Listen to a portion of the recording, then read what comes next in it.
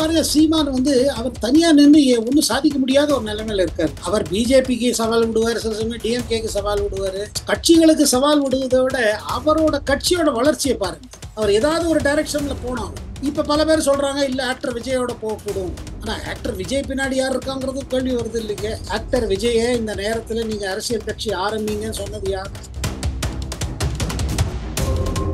லோக்சபா தேர்தல் கொடுத்துருச்சு. பிரதமர் 100 நாள்ல பல முடிவெல்லாம் எடுக்க போறாரு. ஊழல் மீது, தீவிரவாதிகள் மீது, அதை தவிர்த்து போதைப் பொருளோட நெக்ஸஸ் தமிழ்நாட்டில் இருக்கு பாருங்க. தமிழ்நாடு பிரச்சாரம் போதே சொன்னாரு இது மேல பெரிய நடவடிக்கை எடுக்கணும், இது தமிழ்நாடு இளைஞர்களின் எதிர்கால விஷயம் அப்படின்னு சொல்லிட்டாரு. ஸோ இதெல்லாம் பாருங்க, போப்பா பாத்தீங்கன்னா தமிழ்நாட்டில் பல விஷயங்கள் ஆகும்.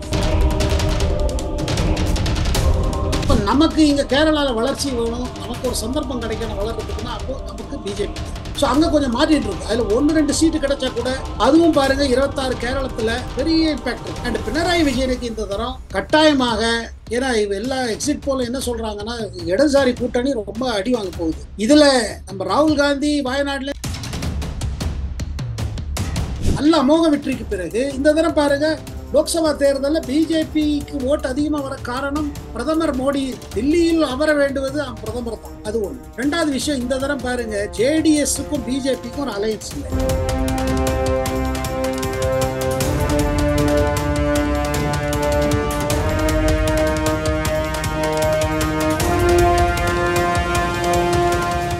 ரியல் ஒன் வாய்ஸ் நேயர்களுக்கு, நண்பர்களுக்கு வணக்கம். டெல்லியிலிருந்து பல்வேறு முக்கியமான தகவல்களை நம்முடைய ரியல் ஒன் வாய்ஸ் நேயர்களோடு தொடர்ச்சியாக பகிர்ந்து கொண்டிருக்கும் மூத்த பத்திரிகையாளர் டெல்லி சேகர் ஐயர் நம்மோடு இருக்கிறார். வணக்கம் சார். வணக்கம் சிவா சார். வணக்கம் சார். இப்போ பாத்தீங்கன்னா கடந்த ஒரு சில தினங்கள் முந்தைய நிலையில தான் நாம் தமிழர் சீமான் ஒரு சவால் விட்டிருந்தாங்க. தமிழக பாஜக நாம் தமிழர் கட்சியை விட வாக்குகள் அதிகமாக பெற்றால் நாம் தமிழர் கட்சியை கலைப்பதற்கு நான் தயாராக இருக்கிறேன் அப்படின்னு சவால் விட்டாங்க. இப்ப எக்ஸிட் போலிங்கை பொறுத்த வரைக்கும் சுமார் 4 தொகுதியில இருந்து டபுள் டிஜிட் வரைக்கும் தமிழக பாஜக செல்வதற்கான வாய்ப்புகள் இருக்கிறது அப்படின்னு வெளியாகி இருக்கிறது. அப்போ கண்டிப்பாக பாஜக நாம் தமிழரை விட அதிக அளவு வாக்கு சதவீதத்தை நிரூபிக்க போறாங்க. இப்போ சீமான் என்ன சார் நிலைப்பாடு இருக்கு? பாருங்க, சீமான் அவர் தனியா நின்று ஒன்னும் சாதிக்க முடியாத ஒரு நிலைமையில இருக்காரு. அவர் பிஜேபிக்கு சவால் விடுவார், சில சமயம் டிஎம்கேக்கு சவால் விடுவாரு. கட்சிகளுக்கு சவால் விடுவதை விட அவரோட கட்சியோட வளர்ச்சியை பாருங்க. பாருங்க, நம்ம தமிழர் கட்சிக்கு ஒரு குறிப்பிட்ட ஓட்டு இருக்குதுங்க. அது சில சமயம் ஏறுகுது, சில சமயம் இறங்குது. ஆனா போன தமிழ்நாடு சட்டசபை தேர்தல் பாருங்க, பல இடத்துல டெபாசிட்டே போயிடுச்சு. ஆனா எல்லா தொகுதியிலையும் போட்டார். அந்த அரசியல் ஒன்றும் அவருக்கு பெனிஃபிட் தருவது. அவர் ஏதாவது ஒரு கூட்டணியில போய் சேர்ந்தான். நீங்க பாருங்க, கட்சி நடத்திட்டு அதுக்கு ஒன்றும் அந்த கட்சி ஒன்றும் வளரல வச்சுக்கோங்க, உங்க கட்சி தொண்டர்கள்லாம் மற்ற கட்சிக்கு போயிடுவாங்க. ஒண்ணு. ரெண்டாவது, கமல்ஹாசனோட மக்கள் நீதி மையத்தோட நிலைமை பாருங்க. என்னவோ சொல்லி ஆரம்பிச்சாரு, தனியா போட்டியிட்டாரு, அதே பிரச்சனை வந்தது. கடைசியில சரி டிஎம்கேக்கு ஆதரவா வந்துட்டாரு. இப்போ ராஜ்யசபா கடைசியில சரி ராஜ்யசபா நம்ம போயிடலாம், அந்த மாதிரி நினைப்பு வந்துருக்கு. சீமான் பாருங்க, சீமானுக்கு அதே தான். அவர் ஏதாவது ஒரு டைரக்ஷன்ல போனோம். அவர் இப்ப பல பேர் சொல்றாங்க இல்ல ஆக்டர் விஜயோட போகக்கூடும். ஆனா ஆக்டர் விஜய் பின்னாடி யார் இருக்காங்கிறது கேள்வி வருது இல்லைங்க. ஆக்டர் விஜய இந்த நேரத்துல நீங்க அரசியல் கட்சி ஆரம்பிங்கன்னு சொன்னது யார்? ஒரு மறைமுகமா ஆதரவு கொடுப்பது யார்? இந்த கேள்வி எல்லாம் வருது. சீமான் தன் எதிர்காலத்தை, தன் கட்சியோட எதிர்காலம், அவரோட எதிர்காலத்தை நோக்கி யோசிக்கணும். இதை தவிர்த்து பாருங்க, அவரோட கட்சி சில தலைவர்கள் மீது என்ஐஏ இன்வெஸ்டிகேஷன் நடத்துறாங்க. தீவிரவாதிகளோட தொடர்பு இருக்குதா, அதெல்லாம் கூட நடந்தது இப்ப சமீபத்துல. அதெல்லாமும் அவருக்கு பிரச்சனை வருது. அதெல்லாம் அவர் ஈஸியா பாருங்க. இனிமே லோக்சபா தேர்தல் கொடுத்துருச்சு. பிரதமர் 100 நாள்ல பல முடிவெல்லாம் எடுக்க போறாரு. ஊழல் மீது, தீவிரவாதிகள் மீது, அதை தவிர்த்து போதைப் பொருளோட நெக்ஸஸ் தமிழ்நாட்டில் இருக்கு பாருங்க. தமிழ்நாடு பிரச்சாரம் போதே சொன்னாரு இது மேல பெரிய நடவடிக்கை எடுக்கணும், இது தமிழ்நாடு இளைஞர்களின் எதிர்கால விஷயம் அப்படின்னு சொல்லிட்டாரு. ஸோ இதெல்லாம் பாருங்க, போப்பா பாத்தீங்கன்னா தமிழ்நாட்டில் பல விஷயங்கள் ஆக போகுது. இது அரசியலை கட்டாயமா பாதிக்கும். எப்படி பாதிக்கும், என்னவா செய்யும்? ஆனா ஒண்ணு நிச்சயங்க, தமிழ்நாடை பொறுத்த மட்டும் மோடி அது மேல ஒரு இது வச்சிருக்காரு, குறி வச்சிருக்காரு. பிஜேபி வளரணும், பிஜேபி ஒரு வாய்ஸ் மாதிரி வரணும், தமிழ் மக்களுக்கு ஒரு வாய்ஸ் மாதிரி இருக்கணும் பிஜேபி. அந்த எதிர்கட்சி ஒரு ஸ்பேஸ் இருக்கு பாருங்க. டிஎம்கே எதிர்த்து இருக்கிற கட்சி பிஜேபி. இந்த ஆல்டர்னேட்டிவ், அதாவது இவங்க இதுவரை திராவிடன் பார்ட்டிஸ், சொல்லிட்டு இருக்காங்கல்ல, அந்த இடத்துல ஒரு தேசிய கட்சி இருக்கணும். அவர் அவர் அதாவது பிரதமர் நம்ம அண்ணாதுரைக்கு கொடுத்த இது மேண்டேட் அதுதாங்களே. பாதிரியாத ஆரம்பிச்சபோது தானே சொன்னாரு, நீங்க போங்க, தேசபக்தி உள்ள பல இளைஞர்கள் தமிழ்நாட்டில் இருக்காங்க, அவங்களுக்காக ஒரு வெஹிக்கிள் வேணும், ஒரு தாட் ப்ராசஸ். அந்த தாட் ப்ராசஸ் தான் பிஜேபியா இருக்கும். ஏன்னா அவங்களுக்கு அவங்களோட குரல் கேட்கவே மாட்டேங்குது. தமிழ்நாட்டில் இருக்கிற பல இளைஞர்கள் தேசபக்தி உள்ளவங்க, நேஷனலிஸ்ட் மைண்டட் உள்ளவங்க, அவங்களோட குரல் வெளியில் கேட்க மாட்டேங்குது. ஏன்னா ஈகோ சிஸ்டம் இருக்கு பாத்தீங்களா, அந்த ஈகோ சிஸ்டம்ல அதுக்கு இப்போ இது கிடையாது. எல்லாம் திராவிடன் மாடல் பிஜேபி இது பண்ணிட்டே இருக்காங்க. ஸோ அதனால தான் பாருங்க, பல யூடியூப்ல இந்த கடந்த 2-3 ஆண்டுல நீங்க என்ன பார்த்தீங்க, யூடியூப்ல இத்தனை பேர் வந்துட்டாங்க. உங்க சேனல்ல என்ன இந்த தேசபக்தி உள்ளவங்க, தேச இது உள்ளவங்க, பற்று உள்ளவங்க, இவங்களுக்கு ஒரு வாய்ஸ் தேவை. இதெல்லாம் பிரதமர் நல்லா புரிஞ்சுட்டு இருக்காரு. தமிழ்நாட்டில் எந்த மாதிரி நிலைமை இருக்குது, எந்த மாதிரி ஒரு டிஸ்கோர்ஸ் டாமினேட் ஆயிருக்கு இவ்வளவு தூரம், என்ன மாதிரி நெரேட்டிவ் புஷ் பண்றாங்க, அதுக்கு கவுண்டர் நெரேட்டிவ் என்ன இருக்கணும், இதெல்லாம் பல விஷயங்கள் இருக்குதுங்க. என்ன கேட்டீங்கன்னா, இந்த தேர்தல் முடிவெல்லாம் வந்த பிறகு புது புது அமைச்சர் பதவியேற்ற பிறகு, பிரதமர் 3ஆம் முறை பதவியேற்ற பிறகு பார்த்தீங்கன்னா, ஓரொரு மாநிலமா பிரதமர் தலைவர்கள் எல்லாம் கூப்பிட்டு அனலைஸ் பண்ணுவார். அடுத்தது என்ன செய்யணும், அதுக்காக என்ன பண்ணணும். இப்ப பாருங்க, இந்த வருடம் ஜார்க்கண்ட், ஹரியானா, மகாராஷ்டிரால தேர்தல் வருதுங்க. இந்த அக்டோபர் நவம்பர்ல வரும். 25ல டெல்லியில தேர்தல் வருது. அதுக்கு பிறகு 26ல பாருங்க மேற்கு வங்காளம், கேரளம், தமிழ்நாடு. இதெல்லாம் தேர்தல்கள்லாம் அதுக்கு ப்ரிப்பரேஷன் ஆரம்பிச்சிருவாங்க. எந்த மாதிரி அப்புறம் இந்த அனுபவம் இருக்கு பாருங்க, பாராளுமன்ற தேர்தலோட அனுபவம். அது பிரதமர் அண்ணாதுரையை கூப்பிட்டு மற்ற தலைவர்களோட பேசி ஒரு ஸ்ட்ராட்டஜி கட்டாயம் போடுவாங்க. அதுக்கு பிறகு நீங்கள் பல மாற்றங்கள் பார்க்கணும். சார், இப்போ கேரளா கம்யூனிஸ்டுகளுடைய கோட்டைக்குள் தாமரை மலர போகிறது, ஒரு சில இடங்கள்ல வெற்றி பெற போகிறது அப்படிங்கிறத இந்த எக்ஸிட் போல் வந்து சுட்டி காட்டி இருக்கிறது. இதை எப்படி சார் பாக்குறீங்க? நீங்க அது பாருங்க, அது பெரிய சேஞ்சுங்க. அங்க பாருங்க, இங்க எப்படி திமுக அதிமுக திமுக அதிமுகன்னு தான் இருந்தது இல்லை தமிழ்நாட்டில்.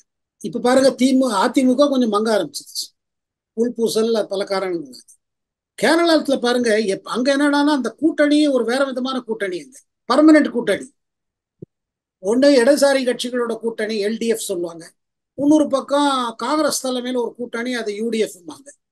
இவங்க மாறி மாறி தான் ஆட்சி பிடிப்பாங்க. ஆனா 2021 என்ன ஆச்சுன்னா வேற ஒரு விஷயம் ஆச்சு. பென்னராய் பேக் டு பேக் 2ஆம் தரம் சிஎம் ஆயிட்டார். இது காங்கிரஸ்க்கு ஒரு செட்பேக்கா இருந்தது. 2019 பாராளுமன்ற தேர்தலில் காங்கிரஸ் கூட்டணிக்கு நல்ல வெற்றி.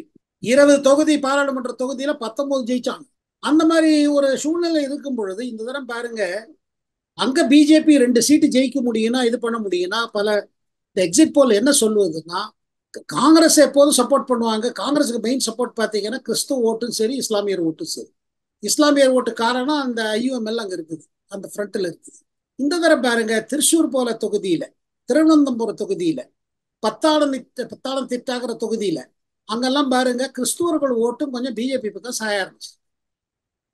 உடனடியாக பெரும்பாலும் சாயலும் நான் சொல்லலை, ஆனா கொஞ்சம் கிறிஸ்துவர்கள் மத்தியிலும் கேரளத்தில் என்ன சொல்றாங்க, நம்ம சிபிஎம் பார்த்தாச்சு, காங்கிரஸ் பார்த்தாச்சு, காங்கிரஸ் அகில இந்தியா லெவல்ல மங்கிட்டு போகுது. இப்ப நமக்கு இங்க கேரளால வளர்ச்சி வேணும், நமக்கு ஒரு சந்தர்ப்பம் கிடைக்கணும் வளர்றதுக்குன்னா, அப்போ நமக்கு பிஜேபி தேவை. ஸோ அங்க கொஞ்சம் மாறிட்டு இருக்கு. அதுல 1-2 சீட்டு கிடைச்சா கூட, அதுவும் பாருங்க 26 கேரளத்துல பெரிய இம்பாக்ட் இருக்கும். அண்ட் பினராயி விஜயனுக்கு இந்த தரம் கட்டாயமாக, ஏன்னா எல்லா எக்ஸிட் போல என்ன சொல்றாங்கன்னா, இடதுசாரி கூட்டணி ரொம்ப அடி வாங்க போகுது. இதுல நம்ம ராகுல் காந்தி வயநாடுல இருந்து ஜெயிச்சிருவாரு. இந்த மூடு வந்து அங்க சிபிஎம் டவுனா இருக்கிறதுனால வயநாடுல இருந்து ஜெயிச்சிருக்கிறதுக்கு பல வாய்ப்பு இருக்குது. ஆனா ஒண்ணு, 2019 அவர் 4 லட்சம் ஓட்டுல ஜெயிச்சாரு. இந்த தடவை 4 லட்சம் ஓட்டு இருக்காது, 1 லட்சம் 1.5 லட்சம் 2 லட்சம் ஓட்டுல ஜெயிச்சிருவாரு. இது ஒரு இதை நம்ம கன்க்ளூட் பண்ணலாங்க. சார், இப்போ கடந்த ஒரு சில தினங்கள் முன்னாடி பஞ்சாப்ல அமித்ஷா அவர்கள் பேசும்போது இந்த ஊழல் கட்சிகளை வந்து 7 ஜென்மத்துக்கும் விட்டு வைக்க மாட்டேன் அப்படின்னு சொல்லி ஆக்ரோஷமாக கருத்துக்களை பிரச்சார மேடையிலேயே தெரிவிச்சிருந்தாங்க.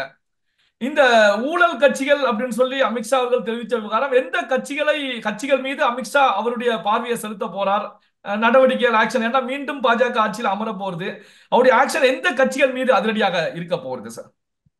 ஊழல் கட்சினா நமக்கு நல்லா தெரியும். தமிழ்நாட்டுல இருந்து ஆரம்பிச்சீங்கன்னா உங்களுக்கு தெரியும் எந்த கட்சி, யாரு மேல இவ்வளவு புகார்கள் இருக்குது, யாரு மேல கேசஸ் ரெஜிஸ்டர் ஆயிருக்கு. எவ்வளவு இடி, சிபிஐ ரெய்டெல்லாம் எவ்வளோ இருக்கு. ஏதோ பழிவாங்க நோக்கத்தோட எங்க மீது நடவடிக்கை நடக்கிறதுன்னு அவங்க சொல்லிட்டு இருக்காங்க. ஆனா மக்கள் புரிஞ்சுட்டாங்க என்ன ஆயிடுச்சு. அது ஒண்ணு.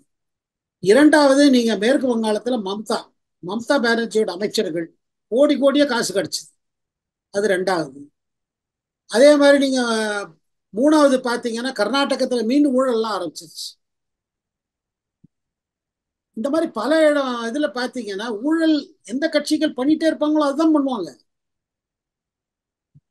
அதை தவிர்த்து காங்கிரஸ் இருக்கவே இருக்கு. காங்கிரஸ் மேல பல குற்றச்சாட்டுகள் இருக்குது காங்கிரஸ் தலைவர்கள் மீது. இதுல எல்லாம் தொடருங்க. இதுல பாருங்க, இனிமே என்னன்னா என்னென்ன ஆக்ஷன் எடுக்கணுமோ எடுத்துருவாங்க, எடுக்காம இருக்க மாட்டாங்க. அது பிரதமரே சொல்லியிருக்காரு, நான் எனக்கு மக்கள் என் மேல இது கொடுத்துருக்கிறது இதுக்கு தானே. இல்ல ஓகே இல்ல சார். உங்களோட கை கோத்துட்டா நீங்க விட்டுருவீங்க அவங்கள. அந்த மாதிரி யாரு மேலயும் சேதவங்க கேஸ் எல்லாம் விட்டுறா இல்ல ஒண்ணும். சார், இப்போ ஆந்திர பிரதேசத்துல பாத்தீங்கன்னா அங்கும் சுமார் 20 தொகுதிகளுக்கு மேலாக பாரதிய ஜனதா கட்சி கூட்டணி வெற்றி பெற போகுது அப்படிங்கிற எக்ஸிட் போலிங் தான் வெளியாகி இருக்கிறது. அப்போ ஜெகன்மோகன் ரெட்டி, ஆந்திர பாஜக எப்படி சார் பாக்குறீங்க? பாருங்க, ஜெகன்மோகன் ரெட்டி பிரதமரோட நல்ல உறவு வச்சுட்டு இருந்தவர்.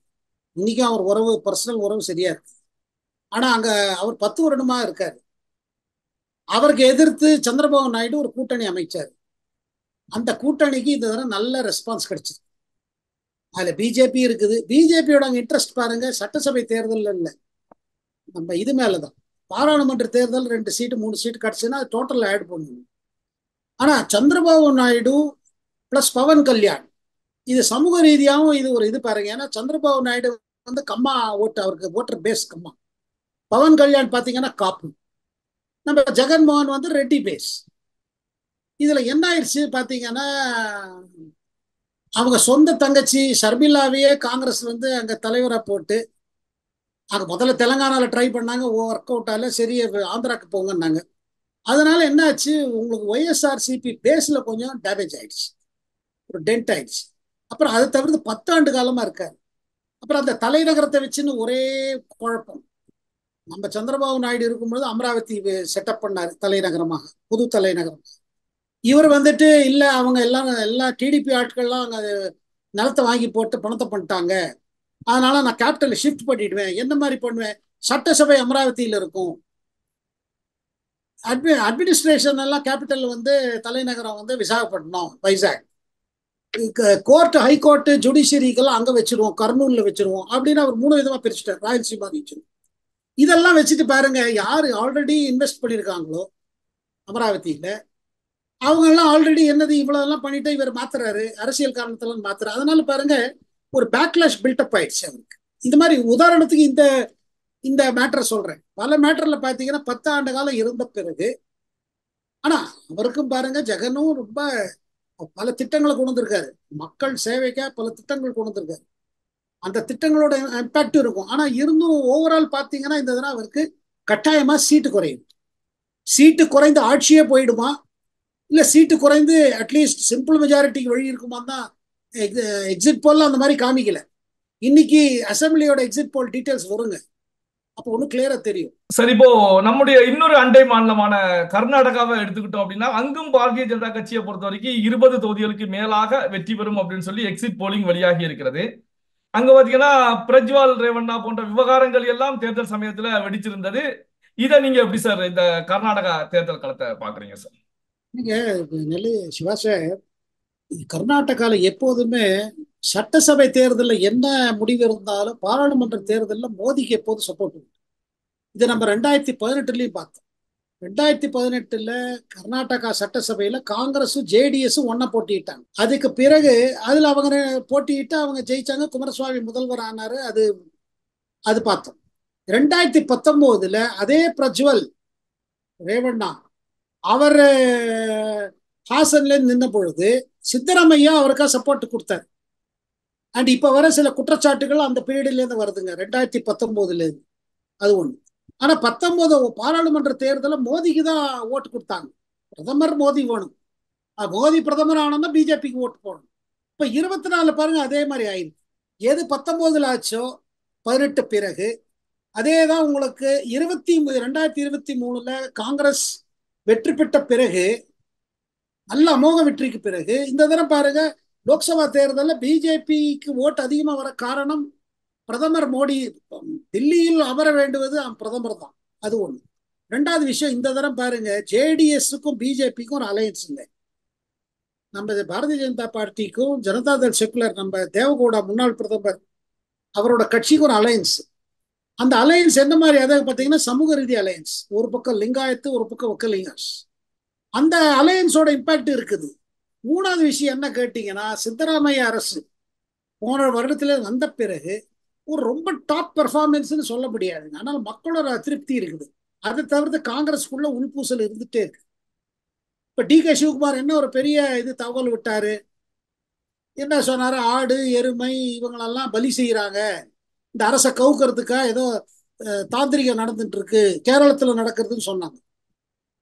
சொல்லிட்டு அதை சொன்ன உடனே அதை கண்டனம் தெரிவிச்சார். யாரு பாத்தீங்கன்னா, நம்ம கர்நாடகாவோட உள்துறை அமைச்சரே பரமேஸ்வராவே சொன்னதில்ல, அந்த மாதிரிலாம் ஒன்றும் ரிப்போர்ட் இல்லையே. இதுக்கு முன்னாடி போன வருடம் டி.கே. சிவகுமார் சொன்னாரு ஒரு பெரிய சதி நடந்துட்டு இருக்கு கவர்மெண்ட்டை கவுக்கிறதுக்கு. அப்ப சித்தராமையா போய் கேட்டபோது சித்தராமையா சொன்னார், எனக்கு யாரும் அதை பத்தி சொல்லவே இல்லையே ஒரு பெரிய சதி நடக்கிறதுன்னு. டி.கே. சிவகுமார் பாருங்க பொறுமையா இருந்துட்டு இருக்காரு. அவருக்கு முதல்வர் ஆணும். காங்கிரஸ் கட்சிக்கா இவ்வளவு நிதி உதவி பண்ணிட்டார். அதனால இனிமே என்ன பாருங்க, ரிசல்ட் காங்கிரஸுக்கு மோசமா போச்சுன்னா சித்தராமையாவால செய்ய முடியலன்னு சொல்லிட்டு அவருக்கு எதிர்த்து வித ஆரம்பிச்சிருவாங்க டி.கே. சிவகுமார். அதனால்தான் பிஜேபியோட ரியாக்ஷன் என்னன்னா, சித்தராமையாவோட அரசு யாரா கவுக்கணும்னு பார்க்கணும்னா அது டி.கே. சிவகுமார். அதனால அங்கே பாருங்க, இந்த ரிசல்ட் காங்கிரஸுக்கு எதிர்பார்த்த அளவுக்கு பெரிய விக்டரி இல்லை வச்சுக்கோங்க. அங்க இருக்கிற அரசியலுக்கும் அங்க இருக்கிற அரசுக்கும் பெரிய தொல்லை ஆரம்பிச்சு, உள்பூசல பெருசாயிடும். இந்த குற்றச்சாட்டு, இந்த அகோரிகளை வச்சு மிகப்பெரிய பூஜை பண்ணாங்க, பில்லி சூடியம் பண்ணாங்க அப்படிங்கிற குற்றச்சாட்டு டி.கே. சிவகுமார் அவர்கள் சித்தராமையா மீது தானே சார் வச்சிருக்காங்க? இல்ல, அவர் சொல்றாரு இந்த அரசுக்கு எதிர்த்து பண்றாங்க அப்படி இப்படிங்கிறாரு. இது உடனே கண்டனா இடதுசாரி கட்சிகளும் தெரிவிச்சுட்டாங்க. கேரளத்தில் இருக்க இடதுசாரி கட்சிகள் என்ன சொன்னாங்க? இவர் சொல்றது கண்ணூர் பக்கத்துல இருக்க ராஜராஜேஸ்வரி அம்மன் கோவில் நடக்குதுன்னு அவர் சொன்னார் முதல்ல. அவங்க சொன்னாங்க அந்த மாதிரி கோவில் எல்லாம் இந்த மாதிரி இந்த பூஜையெல்லாம் நடக்கவே நடக்காது, இது என்ன நீங்க சொல்றீங்க அப்படின்னு. கேரள கம்யூனிஸ்ட் தலைவர்கள், கேரள அமைச்சர்கள், கேரளாவோட கம்யூனிஸ்ட் பார்ட்டி ஸ்டேட் செக்ரட்டரி அவங்க எல்லாம் மறுத்துட்டாங்க, இந்த மாதிரிலாம் பூஜையே கிடையாது கிடையாது, ஏன் இப்படி சொல்றீங்கன்னு. இவர் சொல்றாரு, இல்ல இல்ல நான் சொல்றது அந்த ராஜேஸ்வரி அம்மன் கோவில் இல்ல, அது பக்கத்துல இருக்கிற ஏதோ ஒரு இடத்துல நடக்குது அப்படின்னு தகவல் கிடைச்சது. 21 ஆடு, 3 பன்னி, 3 எருமை, இந்த மாதிரி என்னெல்லாமோ ஒரு சென்சேஷன் எல்லாம் பண்ணாரு. அது காங்கிரஸ்குள்ளே பிடிக்கல, எதுக்கு இந்த மாதிரிலாம் வேற ஆரம்பிக்கிறாரு? அதாவது என்னன்னா, காங்கிரஸ் கட்சிக்குள்ளே ஒரு குழப்பத்தை ஆரம்பிக்கிறார் இவர் நம்ம சிவகுமார். ஏன்னா பாருங்க, அவர் பொறுமையா இருக்க மாட்டார் இனிமே. ஏன்னா இவ்வளவு நம்ம செய்யறோம், நம்மள முதல்வர் ஆக்காம என்ன பண்ணிட்டு இருக்காங்க. ஓகே சார், பல்வேறு முக்கியமான தகவல்களை நம்முடைய ரியல் ஒன் வாய்ஸ் நேயர்களோடு பகிர்ந்து கொண்டதற்கு நன்றி சார். வணக்கம், நன்றி.